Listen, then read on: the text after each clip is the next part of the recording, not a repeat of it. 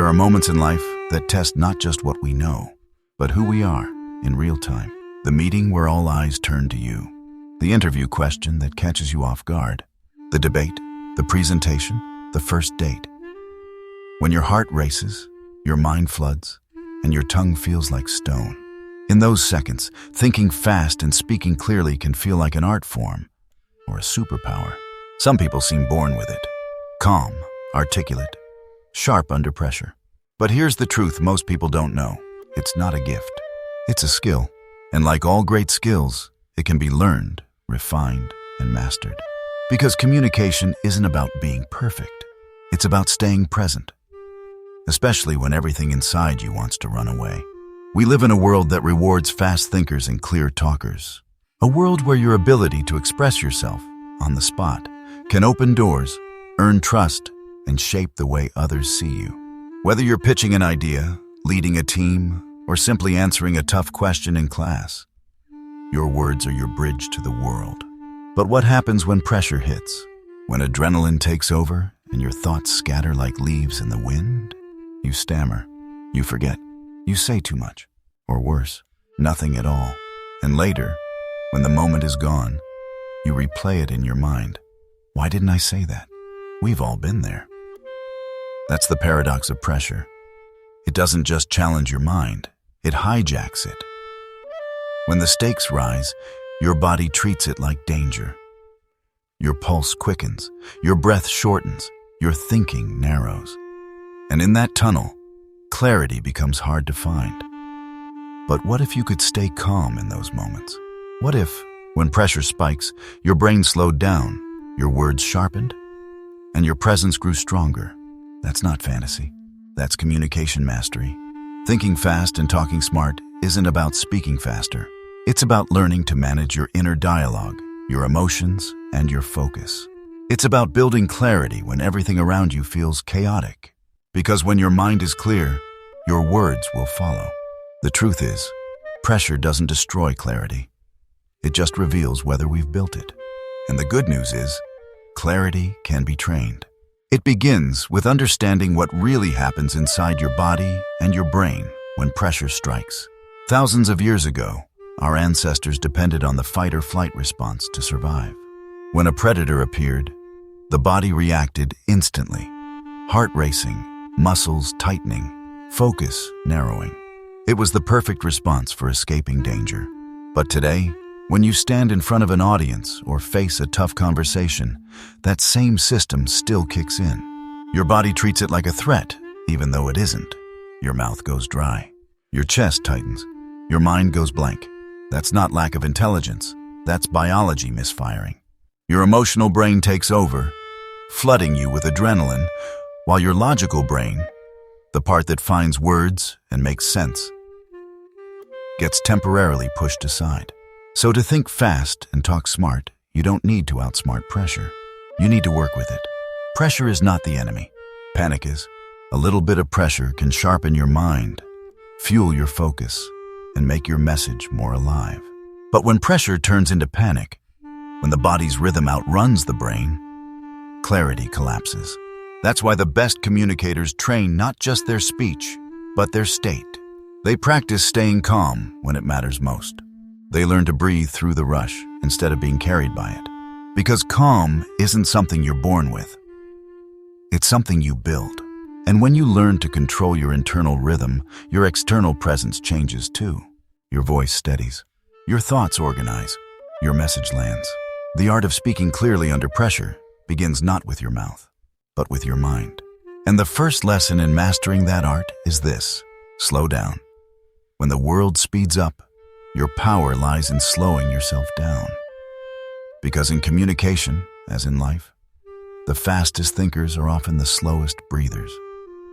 There's a saying in the world of elite performance: slow is smooth and smooth is fast. It sounds paradoxical, but it holds a deep truth about clarity under pressure. Because when pressure hits, the first instinct of the human mind is to speed up, to talk faster, think faster, move faster, as if rushing could outpace anxiety. But that's the trap. The faster you go, the more scattered you become. The more you push, the less control you have. And in that rush, your thoughts begin to trip over each other. True clarity begins in the opposite direction. When everything in you wants to accelerate, that's when you must slow down. A calm pace doesn't mean hesitation. It means control. It means being deliberate when the world demands reaction. When you slow your breathing, you send a signal to your body. I'm safe. Your heartbeat steadies. Your voice deepens.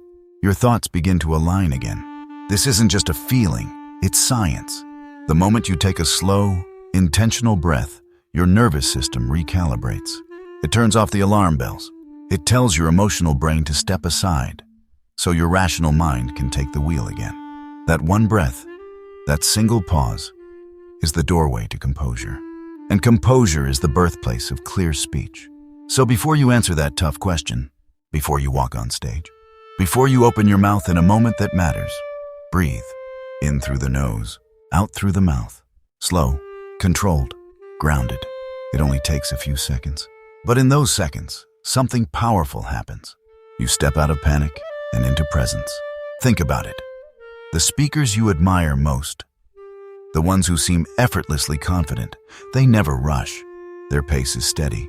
Their pauses are intentional. Their silence speaks louder than speed ever could. Because confidence isn't about moving quickly. It's about moving deliberately. The faster your words, the weaker their impact. The slower your delivery, the stronger your gravity. People don't remember the person who spoke the most. They remember the person who made them feel something. And emotion needs space to breathe. That space comes from rhythm, from silence, from calm. When you slow down, you make room for clarity, both for yourself and for your listener. You think clearer, you sound wiser, you look more composed. And here's the paradox. The slower you go, the faster your mind becomes. Because when your body is calm, your brain can finally perform at full capacity. Imagine two pilots. One panics and starts pressing every button at once. The other takes one deep breath, slows down, and goes through the checklist, step by step. Who do you trust to land the plane? Calm doesn't mean you don't feel pressure. It means you've learned how to hold it. In every high-stakes situation, whether you're pitching an idea, answering an unexpected question, or defending a point, your pace is your power. Slow your speech. Ground your tone. Let silence breathe between your sentences. Because when you master rhythm, you master perception. People will feel your calm before they understand your words. And that calm will make them trust you. There's an invisible confidence that comes from stillness. A quiet authority that says, I'm not rushing to prove myself. I'm already here. That's what composure feels like. That's what clarity sounds like. So train it. Practice speaking slower than you think you should. Rehearse important messages at half speed. Stretch your pauses. Hold your breath longer than feels natural. You'll notice something beautiful happens. Your words start to land heavier, your ideas sound sharper, and your presence feels stronger. And soon, slowing down won't feel slow anymore. It will feel natural. It will feel powerful. It will feel smooth, because slow is smooth, and smooth is fast. When you learn to master your pace, you master the moment. And when you master the moment, pressure becomes just another rhythm, one you know how to dance with. When the mind is calm, it starts to think more clearly. But under pressure, that calm can slip away in an instant. Your ideas begin to scatter. You know what you want to say, but your thoughts feel tangled, heavy, out of order. That's when structure saves you. Because structure isn't just organization, it's oxygen for your thoughts. It gives shape to chaos. It gives your brain a map when pressure makes it lose its way. The truth is, when you're under stress, your mind doesn't think linearly. It doesn't build sentences, it flashes fragments. And if you try to speak from those fragments, your words fall apart. That's why great communicators don't rely on memory. They rely on structure. Structure is the invisible skeleton behind every clear idea. It's what allows you to sound composed when your heart is racing. It's what turns nervous energy into clarity. When pressure hits, your working memory, the small mental space that holds your thoughts, shrinks. You can't hold every detail in your mind at once. So if you try to speak without a framework, your message collapses. But with structure, you don't have to remember everything.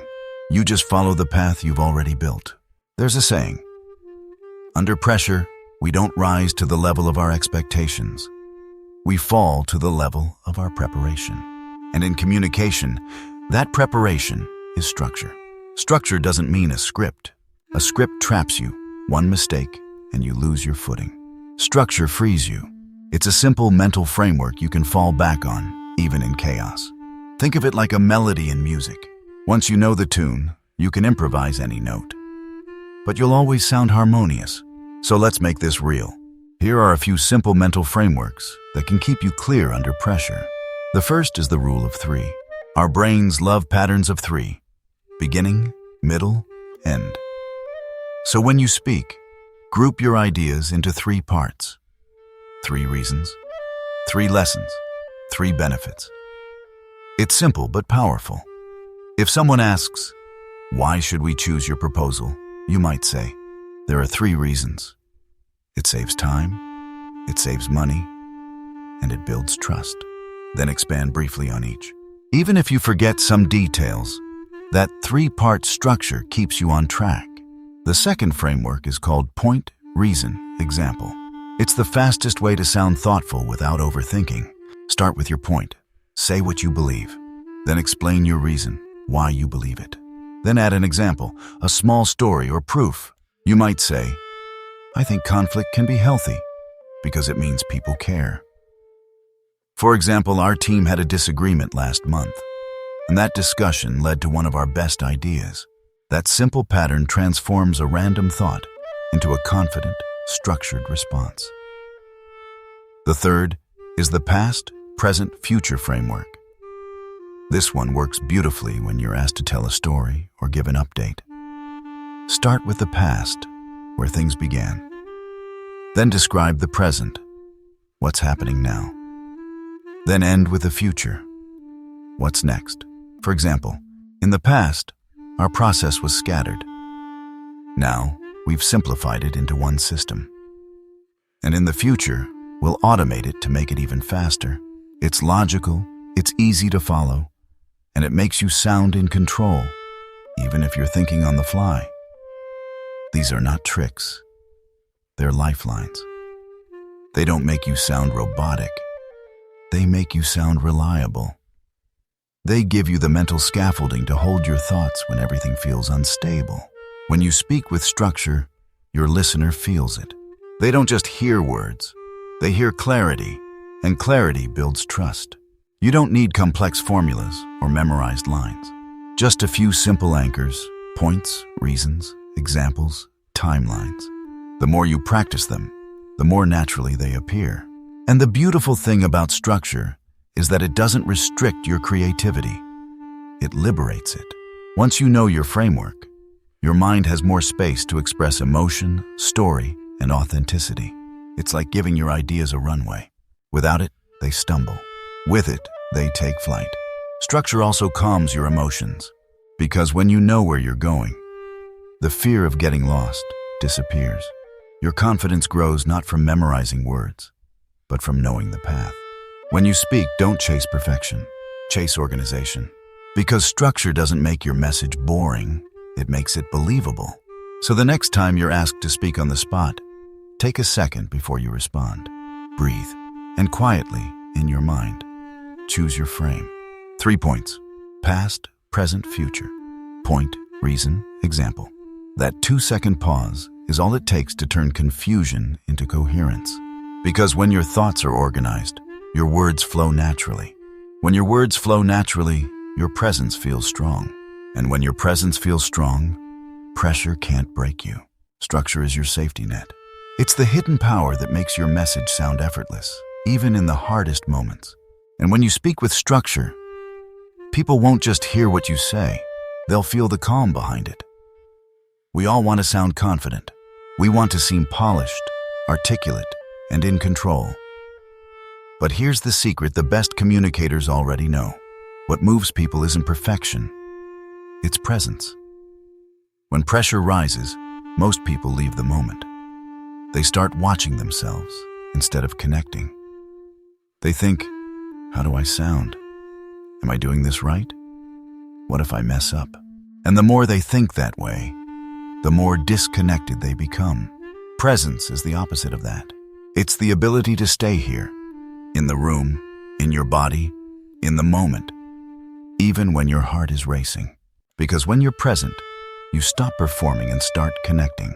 Your focus shifts from yourself to your listener. You stop trying to sound impressive and start trying to be clear. You stop trying to be perfect and start trying to be real. Perfection is heavy. Presence is light. Perfection shuts people out. Presence draws them in. Presence is the quiet confidence that comes from being grounded in what you mean, not how you appear. It's when your voice slows, your eyes engage, your body settles, and suddenly, people trust you. They feel you're not here to show off. You're here to share something true. When you're present, your words don't just fill the air. They land. They resonate. They breathe. Because communication isn't about performing your best version. It's about being your truest one. Our culture tells us to polish every detail, our words, our tone, our delivery. But people don't connect with polish. They connect with honesty. They connect with humanity. They connect with someone who isn't afraid to let the truth breathe between the lines. Presence isn't something you put on. It's something you return to. It lives in the moment between your breath and your words. And the key to finding it is simple. Stop thinking about how you look and start feeling what you mean. That's the secret. Feel what you mean. Because when you mean what you say, the right tone follows naturally. Think about the people who've moved you most. A teacher, a leader, a loved one. They weren't perfect. They stumbled, paused, even lost their words sometimes. But they were real. And that realness, that presence, is what made you listen. Perfection might impress people, but presence changes them.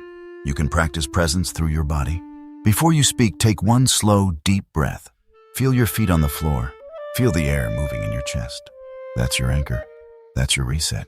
If your hands shake or your voice trembles, don't fight it. Notice it. Accept it.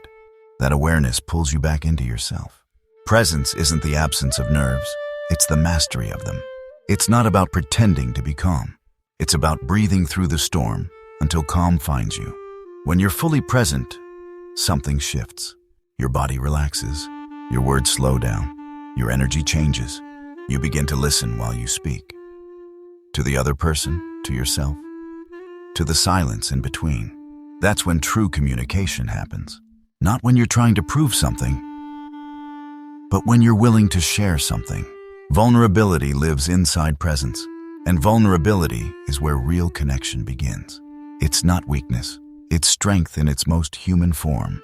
It says, I'm not perfect, but I'm here. I'm real. I care. People don't remember flawless delivery. They remember moments of truth, moments where they felt seen, heard, understood. That's what presence gives you. The power to make others feel safe enough to listen and open enough to care. When you let go of perfection, you stop defending your image and start revealing your meaning. Your words stop trying to impress and start trying to connect. And that's when your communication transforms from something rehearsed to something real. Because presence is not a technique. It's a choice to return again and again to this moment, to this breath, to this listener. The more you practice that, the more natural it becomes. Until one day, you walk into the room and feel no need to perform. You simply show up, and everyone feels the difference. Perfection tries to convince people you're strong. Presence shows them you are. So don't strive to be flawless. Strive to be here, in your breath, in your body, in your words, in your truth. Because when you are present, you don't just speak, you connect. And that connection is what gives your words their real power. Silence. The moment it arrives, most people panic. They rush to fill it, to patch it, to hide it. They speak faster, add more words, anything to escape the feeling that silence might expose them. But silence isn't the enemy. It's one of the most powerful tools a communicator can use. Because silence doesn't mean nothing is happening. It means everything is landing. In silence, your listener has time to breathe, to think, to feel. In silence, your words have room to echo. In silence, confidence reveals itself. The greatest speakers, the calmest leaders, the clearest minds, they all understand this. They don't fight silence. They use it. Watch anyone who holds true authority. They pause. They let space exist between ideas. And that space makes their words sound stronger. Their thoughts seem deeper. When you rush, your message feels fragile. When you pause, it feels deliberate. Most people speak to avoid silence. Masters speak through it. When you pause, you do 3 powerful things. You give yourself time to think. You give your audience time to process. And you show, without saying a word, that you are not afraid of stillness. Stillness is power. Think about Martin Luther King Jr. He didn't just speak powerful words, he let them breathe. He knew that silence was part of the music. Or watch a skilled interviewer. They ask a deep question, and then they wait. They don't rush to rescue the moment. They allow the silence to do the work. In that stillness, honesty emerges. Truth rises. Presence fills the room. You can practice this too. The next time you speak, don't fear the pause. After you make a point, stop. Let the moment expand. Let your listener catch up. Let your words sink in. That pause tells them something. It says, I'm thinking. It says, what I just said matters. It says, I'm in control of this moment. In pressure-filled conversations, silence is your reset button. It gives you time to breathe, to gather, to realign. It's the difference between reacting and responding. Reaction is fast and frantic. Response is slow and centered. The pause is what separates the two. So when your pulse rises and your mind races, remember, silence is your ally. It slows time down. It reminds you that control doesn't come from filling space. It comes from owning it. Great communication isn't a constant stream of sound. It's a rhythm, a dance between voice and quiet, between movement and stillness, between what is said and what is felt. Without silence, there's no contrast. Without contrast, there's no meaning. The silence between words is what makes those words beautiful. And the more you practice it, the more powerful it becomes. Because silence is confidence made visible. It tells your audience, I don't need to rush to prove myself. I already belong here. So let it breathe. Let it live. Let it do the work for you. Because in a world that never stops talking, silence is a superpower. It's the mark of someone who doesn't chase attention. They command it. The person who owns the silence owns the room. And when you can hold that calm, when you can stand in the quiet without losing your center, that's when your words start to carry weight. You don't need to fill every space. You don't need to rush every line. You just need to trust that silence isn't emptiness. It's emphasis. It's not the end of your sentence. It's the moment your message finally begins to land. So breathe, pause, wait, and let the silence speak for you. Because sometimes, the most powerful voice in the room is the one that knows when not to speak. Breath. It's the simplest thing we do. And the first thing we forget when pressure hits. When you're nervous, your breath tightens. When you're stressed, it shortens. When you feel exposed, it almost disappears. And the moment that happens, your body forgets how to support your voice. Your clarity fades. Your composure slips away. The breath is the foundation of every word you speak. It's the bridge between your thoughts and your sound. Without it, even the smartest mind can't find its voice. To think fast and talk smart, you must first learn to breathe with intention. Because breath is more than oxygen. It's rhythm, it's presence, it's control. Every great communicator, every actor, singer, leader, and teacher knows this. Before they speak, they breathe. Not a shallow inhale, not a quick gasp, a real, full, conscious breath. It's what centers them. It's what turns chaos into clarity. The first breath is the pause before impact, the gathering of strength before the sound. It's the quiet command that says to your body, I am ready. When you breathe fully, your voice changes. It deepens, it steadies, it carries weight. It resonates not just in your chest, but in the hearts of those who listen. Your breath is the anchor of your presence. It's the invisible rhythm that keeps your words alive and your nerves in check. Think about it. When someone is panicking, what do we tell them? Take a breath. It's simple, almost cliché, but it works. Because the breath reminds the body that it's safe. It reminds the mind that it's not in danger. And in that safety, clarity returns. Before any important conversation, before a meeting, a pitch, a speech, stop and take one slow breath. Inhale through the nose for 4 seconds. Hold for 2. Exhale gently for 6. Do it again if you need to. That small ritual will change everything. It slows your heart rate. It grounds your voice. It brings your focus out of the noise in your head and back into the space around you. Now when you speak, your words come from stability, not strain. Your sentences flow from breath, not tension. And people can hear that difference instantly. When you speak from shallow breath, you sound rushed. When you speak from deep breath, you sound calm and confident. It's not about volume, it's about vibration. Your breath gives your voice resonance, depth, warmth. Try this.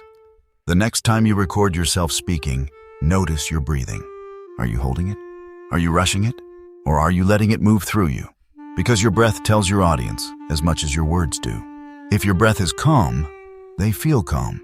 If your breath is steady, they feel safe listening to you. If your breath is rushed, they sense your panic. Even if your words are perfect, you can't fake breath. It reveals your truth. That's why every confident communicator begins with it. A single deep breath before speaking sends a message to your mind and your body. I am in control of this moment. It's not just physical, it's psychological. It's the line between chaos and clarity, fear and focus. When you speak, imagine your words riding on your breath. Let them flow outward, carried by air, not forced by muscle.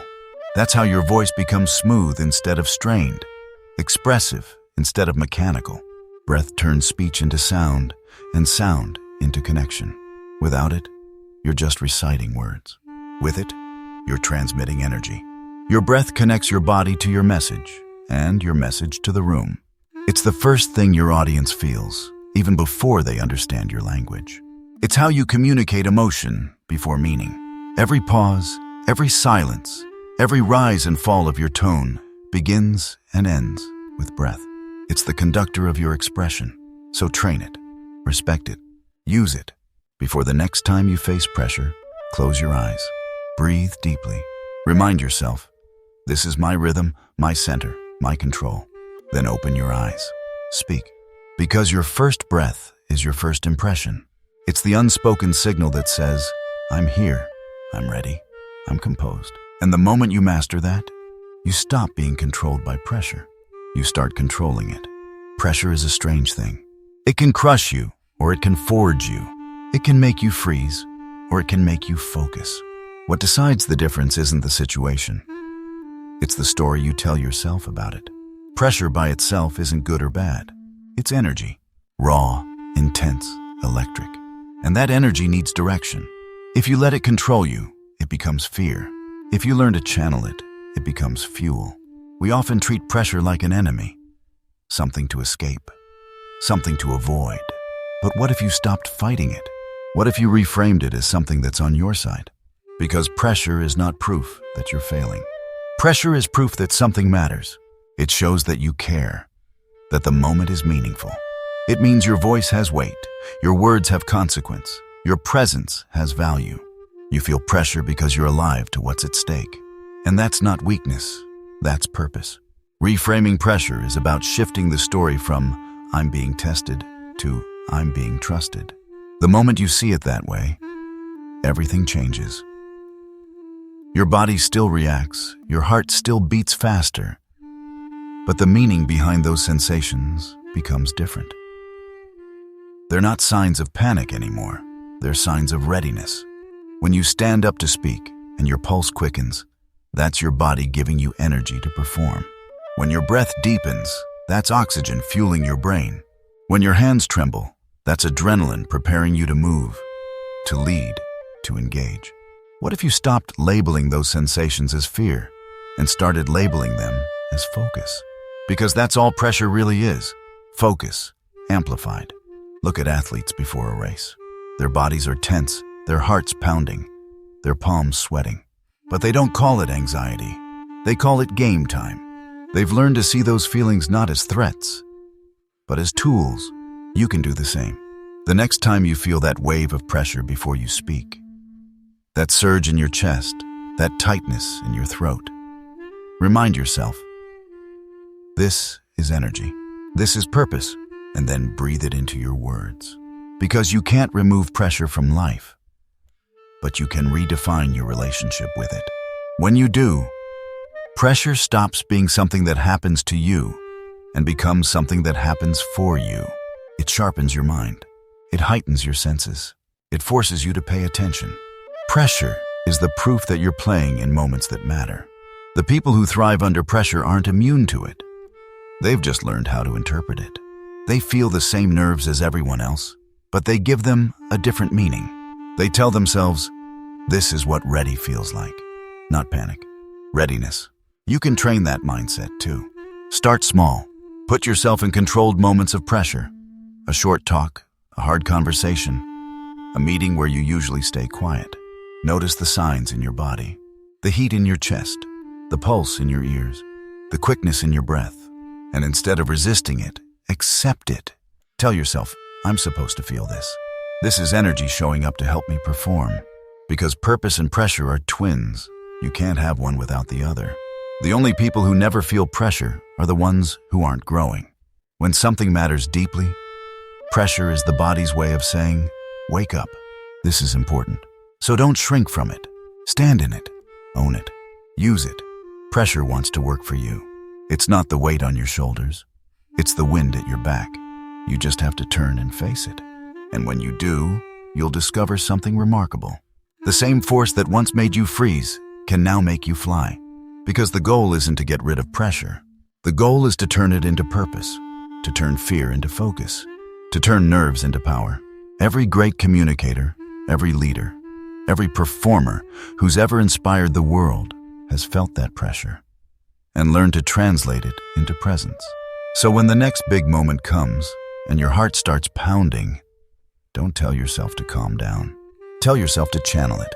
Say to yourself, this is purpose. This is energy. This is me, alive, ready, focused. That's not panic. That's power. And that power is already inside you. You just have to give it the right story to live in. Growth never happens in comfort. Clarity never comes from safety. If you want to think fast and speak clearly under pressure, you have to practice inside the fire. Most people wait until the big moment to test their composure, the meeting, the interview, the presentation, and then wonder why they freeze. But confidence isn't built in the spotlight. It's built in the shadows, when no one is watching.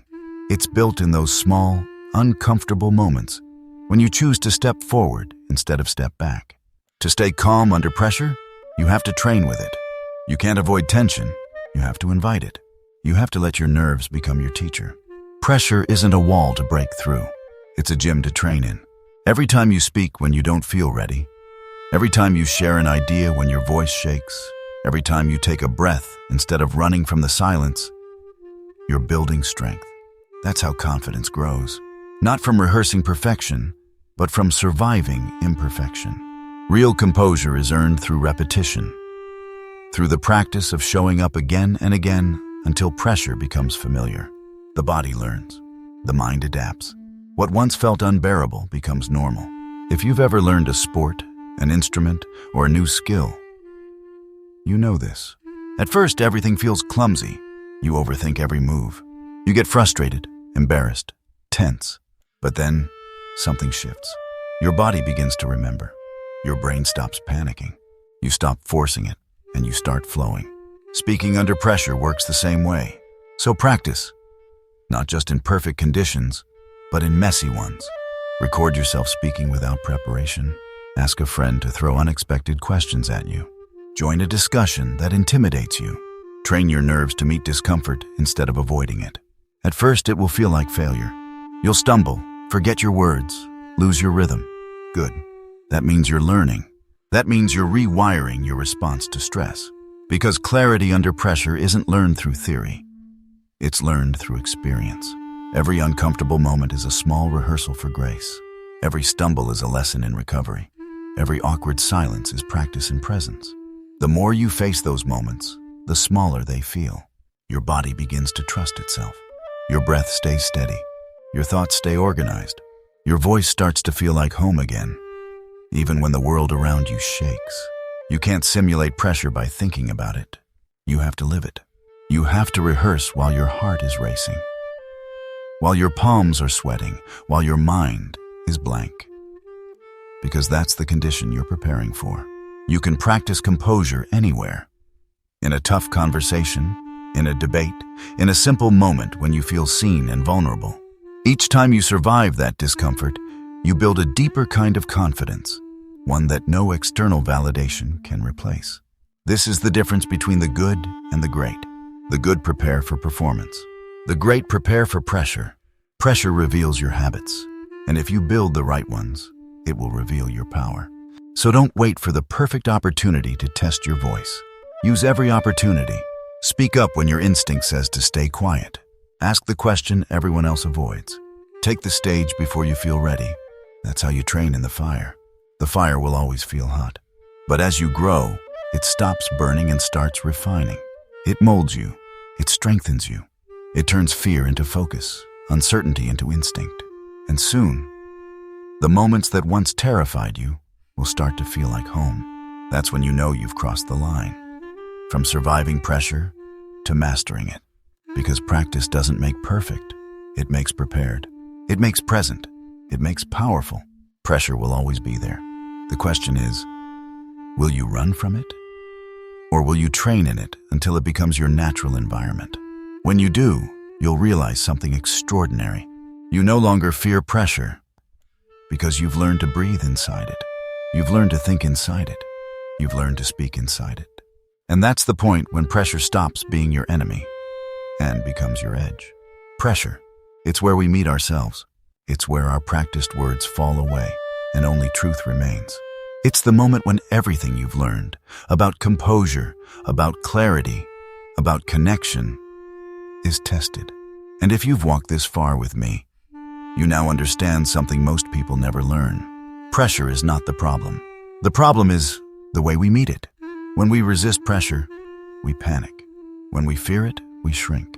But when we accept it, when we breathe into it, structure it, and stand inside it, pressure transforms. It stops being chaos and becomes clarity. It stops being fear and becomes focus. It stops being the enemy and becomes the arena where you discover what you're truly capable of. Every conversation that matters will test you. Every room that challenges you will awaken nerves you thought you'd outgrown. And that's okay, because pressure never disappears. You just learn to dance with it. That's what thinking fast and talking smart really means. It's not about being perfect. It's not about sounding impressive. It's about mastering the space between thought and speech. That small, invisible gap where presence lives. It's about trusting that you don't have to have every word planned. As long as your mind is calm, your breath is steady, and your intention is clear. When you learn to slow your body, structure your ideas, stay present, honor silence, breathe deeply, reframe pressure, and practice inside the fire, you don't just become a better communicator. You become a calmer human being, a clearer thinker, a stronger presence in every room you enter. The world doesn't need more people who talk fast. It needs more people who think deeply, who listen fully, who speak from clarity, not from noise. And that starts with you, with how you breathe before you speak, with how you pause before you react, with how you center yourself when everything feels unstable. Every word you say carries energy, and people feel it. They can sense when your words come from anxiety, and they can sense when they come from alignment. One repels, the other draws in. One creates confusion, the other builds trust. You don't earn trust by sounding flawless. You earn it by sounding real, by letting your tone, your pace, your pauses reflect your truth. That's what people respond to.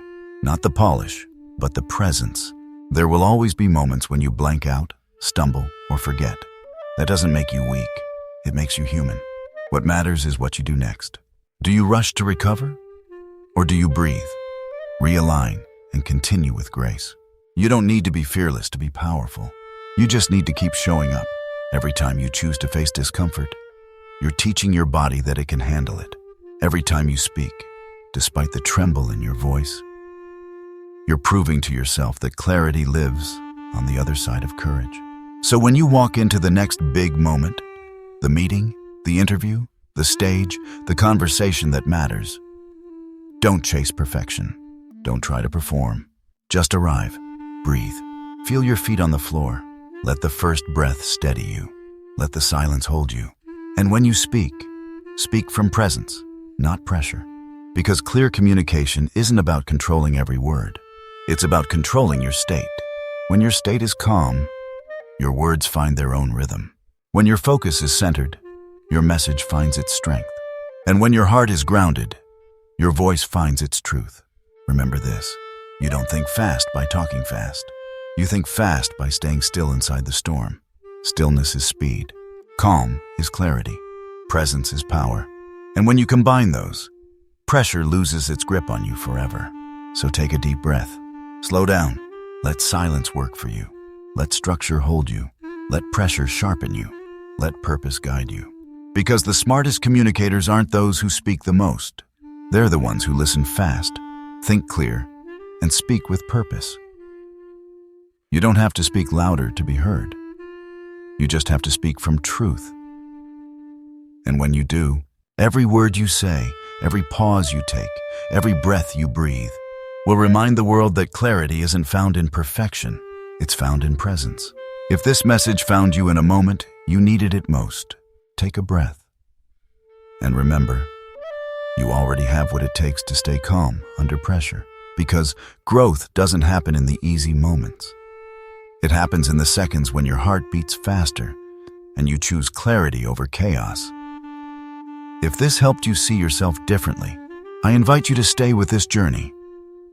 There are more lessons, more tools, and more ways to train your voice, your mind, and your presence. So if you haven't already, subscribe, join this space, and let's keep learning how to speak with calm confidence together. Every week, we'll explore new ways to think clearer, talk smarter, and connect deeper. Because your voice matters, your words have power, and the world needs more people who know how to use both, with purpose. Thank you for being here. Take a deep breath, stand tall, and carry your calm into the world.